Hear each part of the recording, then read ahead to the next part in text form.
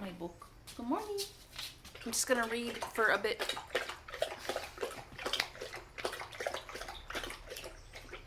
Good morning. I'm just gonna read for a bit out on the porch before I have to go to work. So I don't have like my box to prop you guys on and I'm too lazy to go get my little tripod. So I'm just gonna have to pick you up. So I'll probably like read through a chapter and then talk about it. We'll see how desperate I feel like I need to say things to you. But we're starting in chapter 4. Oh, Tundra's here. Hi, Tundra. Hi.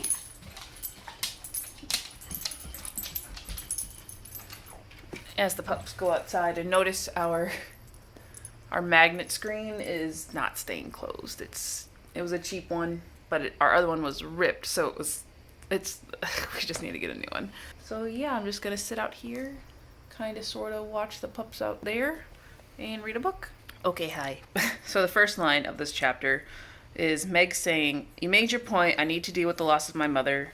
What's that got to do with this quest?" So I have to jump back. It was literally the conversation between Meg and Hera.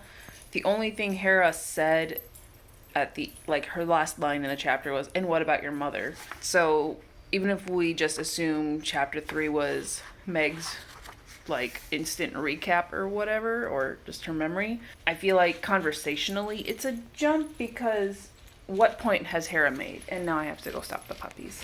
But what point has Hera made? She just said, "What about your mother?" Yeah. I'm clearly struggling to pinpoint Meg's character because of the influence of the Hercules movie, A, and B, I feel like her voice is fluctuating a lot. She's either woe is me or thinks she's the best of the best because, so Hera says her first task in the quest is to find Athena's flute, and Meg's thinking about what if she actually became a god. She said she wouldn't be all judgy and hurl angry lightning bolts like Zeus. No, she'd forgive people for their mistakes, like Hercules had forgiven her for the countless wrong decisions she'd made before he walked into her life. She doesn't really seem like the forgiving type right now. That just sounds like trying to make her sound like a better person, better character. I mean, I don't... Especially, like, she obviously doesn't forgive her ex-boyfriend for things, and she has issues with her mother and all that, and her old, like, girl, you are not at the stage in your character to be saying that. It doesn't feel real. I was just like, sure, you're gonna forgive everybody. You struggle. You are the struggle. Maybe she'll get to that point, but to start out there, or even to think she's there, I really don't believe it. If I said something felt like a water nymph's punch to the stomach, does that even put an image in your brain? Like, I picture water nymphs as pretty, like, graceful and fluid and, like, decently not strong, more sneaky than strong. So why does she feel like the word felt like a water nymph's punch to the stomach, instantly taking the wind out of her sails?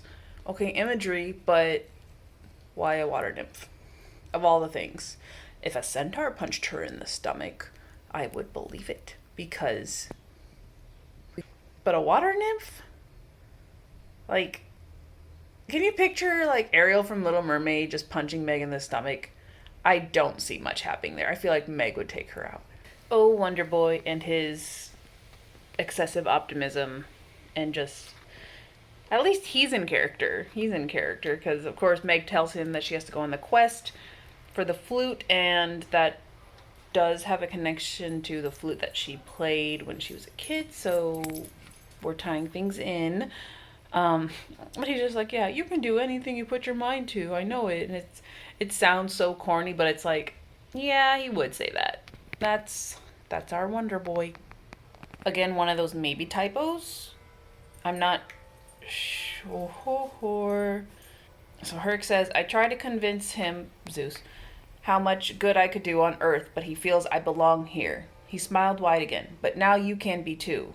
If my mother believes in us, we can't fail. But now you can be too. He feels like I belong here, but now you can too. but now you can belong. Like, was that supposed to be belong? Or now you can, but now you can be too. I have to ponder on this because it doesn't feel correct. Thoughts. Is that correct? How much good I could do on earth, but he feels I belong here. But now you can be too. Thoughts. I feel like this line kind of time slipped on us in I guess what would be future ancient Greece and pre-our time. So Herc can't go with Meg on the quest. Sad face, because why not? Why not? Well, obviously it's Meg's quest, and he would probably just do everything. So I get it. But he runs off and gets a bright fuchsia orchid for her, which is as rare as ambrosia and only grows on Mount Olympus. But it's like having a messenger so she can rip off a petal and say his name and he'll be there. And her reply is, well, I'll be. Are we in rural, like, early 1800s, 1900s, late, I don't know, early America? Well, I'll be. I just picture that being said with some, like, old farmer's accent. Not grammatically incorrect, but character-wise, I don't like it. Well, I'll be. I'm just gonna use that now. I'm gonna use that now. Okay, we end that chapter with Meg going off to the island where the flute was last seen, on Pegasus's back, and the flower that Hercules gave her only has 3 petals, so she'll only be able to reach out to him 3 times. When he's like, I wish I could go with you, blah, blah, blah, I'm sure you'll be fine. And she's like, yeah, I'm a big girl, I can tie my own sandals and everything. So she uses that quote her mother said, and it's still cringy. Have not confirmed. I have to rewatch Hercules to see if that's actually a line in the movie. But I did start watching the animated series of Hercules because I was hoping to see some more of the gods to kind of remember what they look like, but it wasn't one of those episodes. I picked the wrong one. We'll keep going with that. Otherwise, that was chapter 4, and I don't have time to do chapter 5 right now, so I will be back in like 3, 2, 1. I was just about to sit down and do part 2 of, or the second part of part 3's read along, however you want to say it, and look at my puppies. Oh my gosh. Hello? Are you on the bed? Are you a sleepy boy? You're so sleepy. So sleepy. Yes, he's on the bed. And his sister is here on the floor. Hello? Hi, sweetie. Oh, she loves laying on the floor. Okay, so let's get back to reading. So I've been watching the Hercules animated series on Disney Plus to refresh myself on what the gods looked like. And it took me a couple episodes, but I finally saw Demeter, who we talked about in chapter 1, I believe. And yes, she is green. She is curvy. I would still have never figured out what that word meant without looking it up. Oh, is now Tundra here? Tundra is now here. Oh. Hi, Tundrafoot. Hi. Do you want to read with us? Do you want to read with us? Please don't eat my book. No, no, no, no, no. You want to read with us? Hey. Oh, you just want to lay in my... I can't hold you. I can't. Do I have to go on the couch? You want me to go on the couch? Let's get to this pretty girl. This pretty girl. Oh. You want to lay down for a bit and then we can go on the couch? Yeah? This pretty girl. Hi. Oh. Can you smush your face on the counter again? Perfect. Oh, you moved. Oh, I couldn't get the picture. All right. Well, she's not gonna she's not gonna let me, and she licked my collar. Have you sitting on top of my water cup, so you're not very stable. And then just as the week's been going on, I've got a little more inspiration to do my character portraits, and when I show them to like my husband or my brother, they're like, oh, that's not what I pictured. And I'm just like, why? I'm drawing based on the descriptions I put in, and it was like, I was just like, what am I doing wrong? But kind of like stepping back, I feel like a lot of people can picture descriptions differently. So that's a normal thing. So I'm just like, okay, well, this is kind of the reason why I didn't want to put character illustrations in my book, because I didn't want to influence the reader. That's why I did not use a legitimate like character portrait on the cover. Like with Go the Distance, obviously we had the visual representation first. Otherwise, you know, we would actually we didn't get really descriptions of characters until in a couple chapters in. So it didn't give us an image up front, but we had the images from the Disney movie, so we didn't really need them. Whereas in most other just novel things, you don't have that to go off of, so people can see things differently, and that's okay. The point is, that's okay. So I'm not gonna get all grumpy about, why don't you see it the way I see it, because it is what it is. So moving on and actually getting into the reading. No, that doesn't sound right. So Meg is essentially giving Pegasus the nickname Peg. I'll take it in the dialogue because, okay, sure, it's, you know, they've got an interesting kind of dislike relationship, but when in the narration it uses Peg, at least it's in the next paragraph. Hopefully it doesn't become a thing, but it just sounds terrible. They guided so close to the water, Peg's wings actually skimmed the waves. Sorry. I'm just eggs. No. Don't call Pegasus Pegs. Just please do not do that. This one sentence feels a bit choppy, but it's more because there's 3 different words relating to sound. As the sound of birds was the only noise she heard. Totally fine, but I think my brain was automatically like sound, noise, and heard are all like going for similar things. It just threw me off because I felt like it was a lot of sound related words, and that's like I said, it's not wrong or nothing, but it caught me off, and I came out of the reading again. So we've made it to the island where the guy who has the flute is. What did we just call him? Water nymph? Not a water nymph. That's what punched her in the gut. We'll get to it. He'll show up again. I'm like scrolling backward. Scrolling, flipping, whatever. I am using great English today.